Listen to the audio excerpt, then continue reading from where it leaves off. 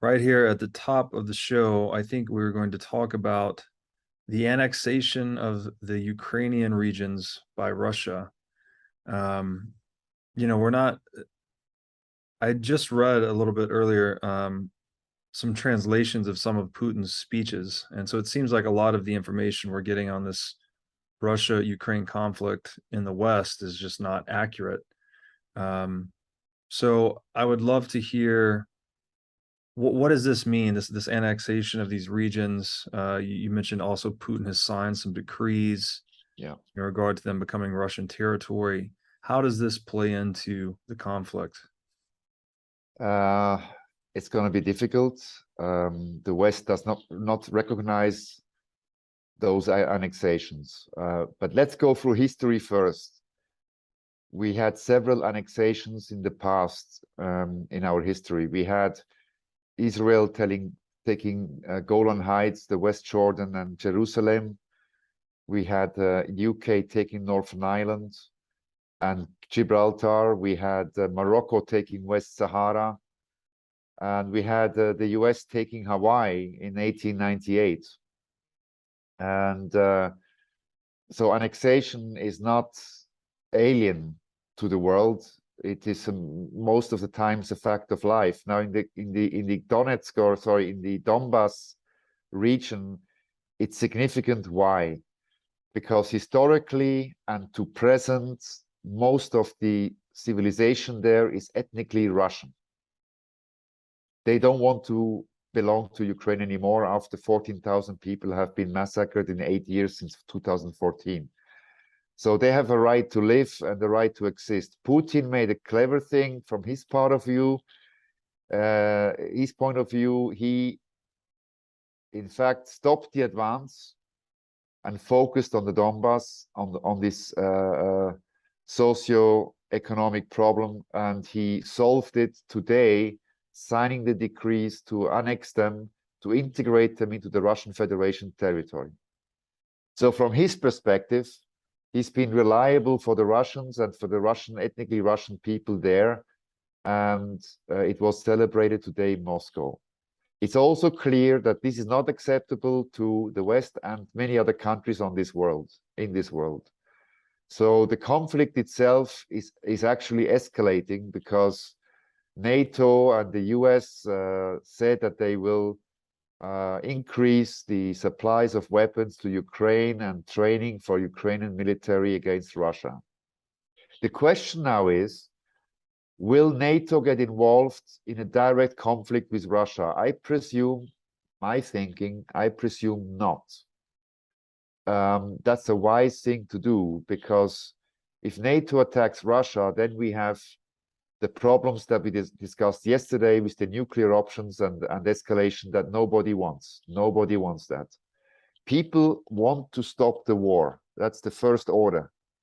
And the first order should be an immediate ceasefire and the war to stop through peace negotiations. Will Russia give those territories back? They are saying never. So you see where the problem is. The next few days will tell a lot. With that comes the sabotage of the two pipelines, the gas pipelines from Russia to Europe via Germany. They have been blown up. When we spoke about Nord Stream 2, but now Nord Stream 1 also is damaged, which means Germany and Europe don't get any Russian gas at the moment, and the winter is coming. So that's a real problem for everybody. And as I saw it, there were actually German citizens protesting to end the sanctions on Russia and restore the flows of gas and energy to the country.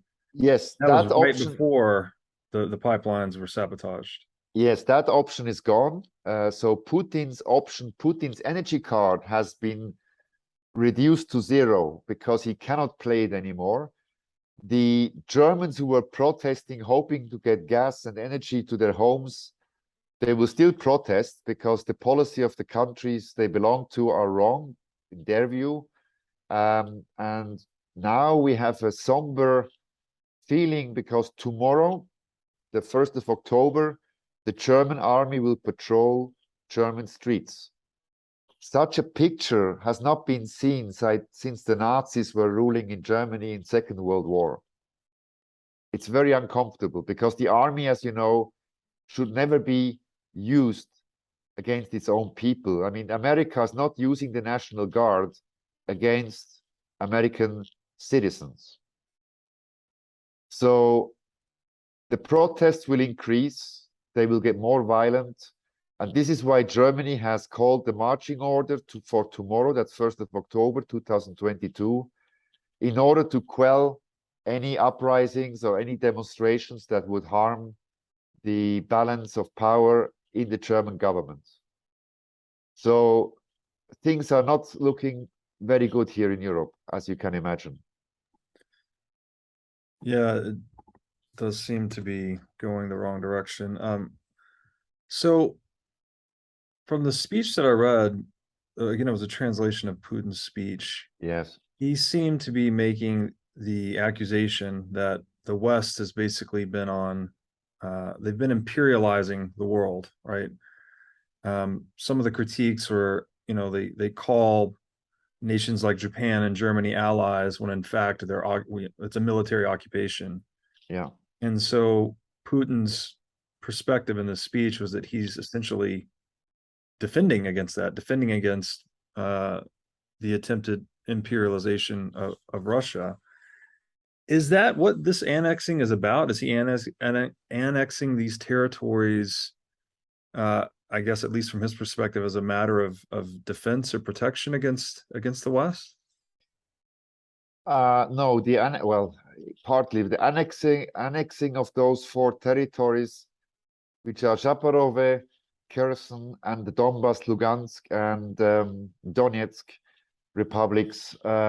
He had to do it because the people again got killed in the last 88 years by the Ukrainian army.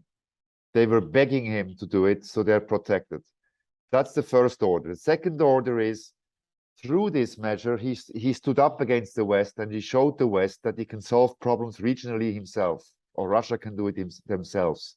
The third thing is, with that, he's pushing the agenda of a multipolar world, compared to Bitcoin, decentralized, as opposed to a unipolar world, which is rules-based. The multipolar world is going to be, or is, international law-based, and every country has to respect that law. It's not rules, it's the law. It's a pretty different definition.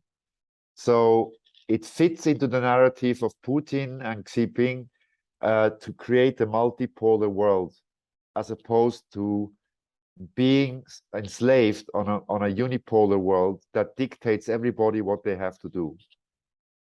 Like you saw Ursula von der Leyen from the European Commission, she was threatening the Italians in their democratic elections 2 days before the elections were held.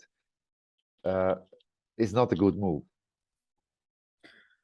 Yeah, that was another thing that came up in that speech was Putin criticizing the rules-based order, and his critique was who's making these rules, Exactly. which is what it's ultimately all about, right? Who gets to make the rules? I've said this a lot in regards to specifically economics and money. The power to make the rules is the power to win in perpetuity.